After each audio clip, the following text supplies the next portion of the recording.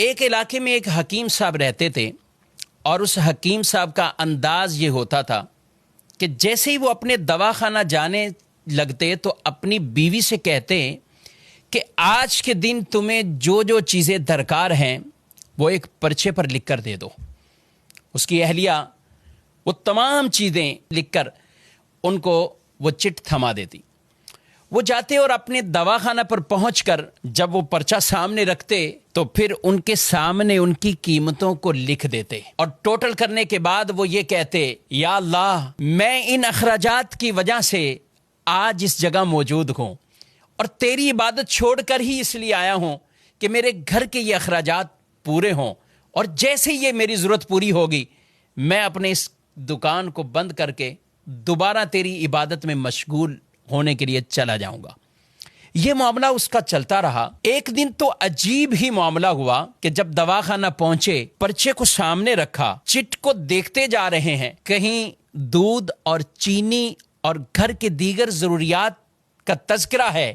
لیکن لکھتے لکھتے ان کی بیوی نے سب سے آخر میں لکھا کہ بیٹی کا جہیز کا سامان۔ یہ پڑھتے ہی وہ گویا کہ دن میں ہی انہیں تارے نظر آنے لگ گئے اور وہ کچھ کھو گئے کہ یہ کیسے ہوگا۔ لیکن سب قیمتوں کو وہ لکھتے لکھتے جب اس جملے پر پہنچے تو حکیم صاحب نے آگے تحریر کیا کہ یہ اللہ کے کام ہیں، اللہ ہی جانے۔ حکیم صاحب نے یہ جملہ لکھا اور دواخانہ پہ جو مریض موجود تھے ان کو دوائیاں دینا شروع کی۔ ابھی ایک دو آدمیوں سے ہی فارغ ہوئے تھے کہ اچانک حکیم صاحب کے مطب کے سامنے ایک بڑی کار آ کر رکتی ہے اور اس میں سے ایک سوٹ بوٹ، ایک خوبصورت لباس پہنے ہوا آدمی کار سے باہر نکلتا ہے اور وہ حکیم صاحب کے دواخانہ میں داخل ہو جاتا ہے۔ حکیم صاحب جیسے ہی اپنے مریضوں سے فارغ ہوئے تو اس کو کہنے لگے کہ بھائی اگر آپ کو دوا چاہیے تو میرے قریب آ جائیں، میں آپ کی نبض چیک کرتا ہوں، آپ کو دیکھ لیتا ہوں، اور اگر کسی اور مریض کے لیے چاہیے تو مجھے اس کے حالات بتائیں، کیفیت بتائیں۔ وہ آدمی کہنے لگا، حکیم صاحب شاید آپ نے مجھے پہچانا نہیں ہے۔ اور آپ کیسے پہچان سکتے ہیں؟ 15-16 سال کا عرصہ گزر گیا ہے۔ حکیم صاحب کچھ حیران سے ہوئے کہ آخر کون سے یہ راز سے پردہ اٹھانے والے ہیں۔ وہ آدمی کہنے لگا، آج سے 16 سال قبل آپ کی اسی دکان کے سامنے سے میرا گزر ہو رہا تھا اور یہی دکان کے قریب ہی ہماری گاڑی کا ٹائر پنچر ہوا اور میں باہر دھوپ میں کھڑا تھا۔ آپ نے دیکھا تو آپ نے کہا کہ اندر آئیے، اسٹول پر بیٹھ جائیں۔ میں اندر آیا، میں نے آپ کو دیکھا، لوگوں کو دوائیاں دے کر آپ اب فارغ بیٹھے ہیں۔ ایک چھوٹی سی بچی آپ کے پاس کھڑی اور آپ سے کہہ رہی تھی، بابا چلیے نا، بھوک لگی ہوئی ہے، چلیے گھر کو چلتے ہیں۔ آپ اسے کچھ ٹہلنے کا کہہ رہے تھے۔ میں نے سوچا میں ایسے ہی آپ کی دکان میں بیٹھا ہوں، چلو کوئی دوائی آپ سے کہہ دوں اور اسی بہانے کچھ آپ کو رقم دے دوں۔ میں نے آپ سے کہا کہ حکیم صاحب ہماری شادی کو 6 سال ہو چکے ہیں، ہم 6 سال کے اندر ابھی تک اولاد کی نعمت سے محروم ہیں، بہت سی ادویات کا ہم نے استعمال کیا ہے، لیکن اب کچھ مایوسی سی ہو رہی ہے۔ آپ میری طرف متوجہ ہوئے اور آپ نے کہا، بھائی اللہ کی رحمت سے نا امید نہیں ہونا چاہیے، اور دیکھو یہ دوائیاں جو کچھ بھی ہے جب اللہ چاہتا ہے تو ہی شفا ملتی ہے، جب اللہ کا حکم ہوتا ہے تو ہی ان دوائیوں کے اندر وہ اثر آتا ہے۔ آپ یہ باتیں بھی کرتے جا رہے تھے اور کچھ دوائیوں کی پڑیاں بھی آپ باندھتے جا رہے تھے۔ آپ کی گفتگو ختم ہوئی تو آپ نے مجھے 2 طرح کی دوائیاں میرے کھانے کے لیے، گھر والوں کے لیے دوائی دی، اور یہ دیتے ہوئے دعا بھی دی کہ اللہ نے چاہا تو اس میں اثر ہوگا اور آپ کو اللہ اولاد کی نعمت سے نوازے گا۔ میں نے کچھ پیسے نکالے، آپ سے پیسے پوچھے اور آپ کی طرف بڑھانے لگا تو آپ نے ایک جملہ کہا کہ نانا پیسے نہیں، آج کا کھاتا کلیئر ہو چکا ہے، آج کھاتا بند ہو چکا ہے۔ میں کچھ سمجھا نہیں۔ قریب ہی بیٹھے ایک آدمی نے کہا، حکیم صاحب کی مراد یہ ہے کہ حکیم صاحب جب گھر سے آتے ہیں تو آتے ہی سامنے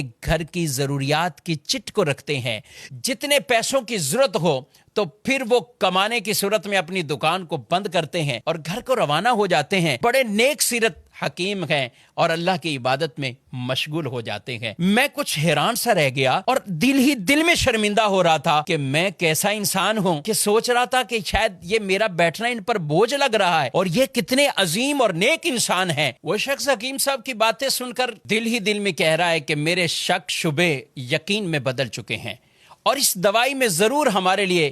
کوئی اثر ہوگا اور اللہ پاک اپنی رحمت سے ہمیں اولاد بھی دے گا۔ گھر جاتے ہی اپنی اہلیہ سے، بیوی سے وہ آدمی پوری کہانی کو بیان کرتا ہے۔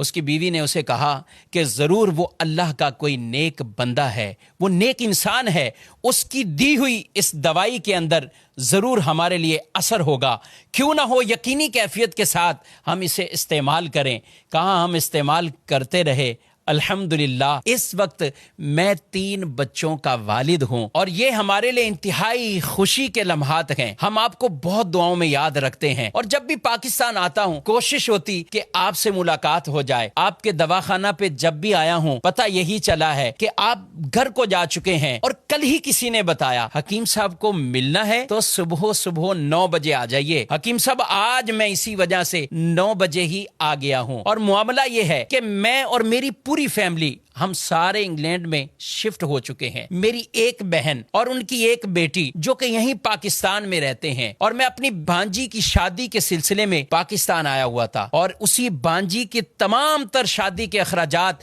میں نے اپنے ذمہ راضی خوشی لیے تھے اور میں اسی کی خریداری میں مصروف تھا۔ معاملہ کچھ یوں ہوا ہے کہ میں اپنی بھانجی کے ساتھ لاہور میں کبھی پاکستان کے دوسرے شہروں میں جا رہا تھا، سب جہیز کا سامان سب تیاری ہو چکی ہے، لیکن اسی دوران میری بھانجی کو بہت تیز بخار تھا، اور وہی بخار میری بھانجی کی موت کا سبب بنا ہے۔ میں اور میری بیوی جب آپس میں بیٹھے سامان خرید چکے ہیں، سب کچھ کر لیا ہے، اب اس سامان کا کیا کیا جائے، تو فوراً آپ کی طرف ہمارا خیال گیا کہ جب 16 سال پہلے ہم آپ کے مطب میں آئے تھے تو ایک چھوٹی سی بچی وہ آپ کے پاس کھڑی کہہ رہی تھی بابا جان گھر چلو مجھے بھوک لگی ہے، تو میری بیوی نے مجھ سے کہا کیوں نہ ہو کہ ہم حکیم صاحب کا شکریہ اس انداز سے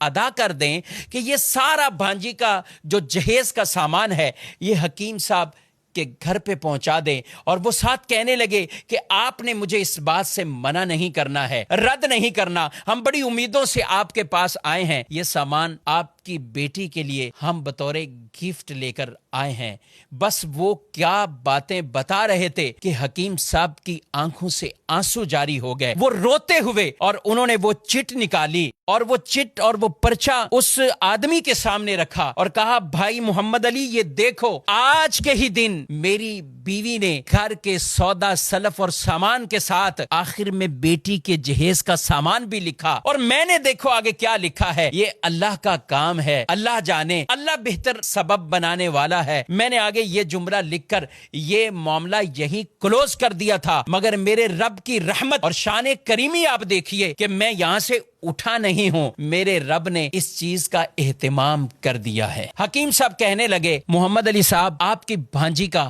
صدمہ وہ ضرور ہے، مگر میں تو رب کی شان اور رب کی قدرت پر حیران ہوں کہ آج میں گھر واپس خالی ہاتھ نہیں پلٹا۔ یہی کہتے ہیں کہ جس کا اللہ پر بھروسہ وہ مضبوط ہو جائے، توکل اور اعتماد مضبوط ہو جائے، پھر اللہ ان کے لیے اسباب پیدا فرماتا ہے۔ ہمیں بھی چاہیے حلال کمائیں، حلال کے لیے تگودو کرتے رہیں۔ رسول مکرم صلی اللہ علیہ وآلہ وسلم فرماتے ہیں کچھ گناہ ایسے ہیں کہ جنہیں نہ نماز ختم کرتی ہے نہ روزہ ختم کرتا ہے، ہاں روزی کی تمنا میں، روزی کی تلاش میں غم زدہ ہونا، یہ غم ان گناہوں کو ختم کر دیتا ہے۔ اور جب آدمی اللہ سے ڈرتے ہوئے رزق کی تلاش میں جاتا ہے، اللہ خود قرآن پاک میں ارشاد فرماتا ہے وَمَن يَتَّقِ اللَّهَ يَجْعَل لَّهُ مَخْرَجًا وَيَرْزُقْهُ مِنْ حَيْثُ لَا يَحْتَسِبُ، اور جو اللہ سے ڈرے اللہ اس کے لیے راستے پیدا فرماتا ہے اور اسے وہاں سے رزق دیتا ہے جہاں سے اسے گمان بھی نہیں ہوتا۔ اللہ رب العالمین ہم سب کو ایسا توکل، ایسا بھروسہ اختیار کرنے کی توفیق عطا فرمائے۔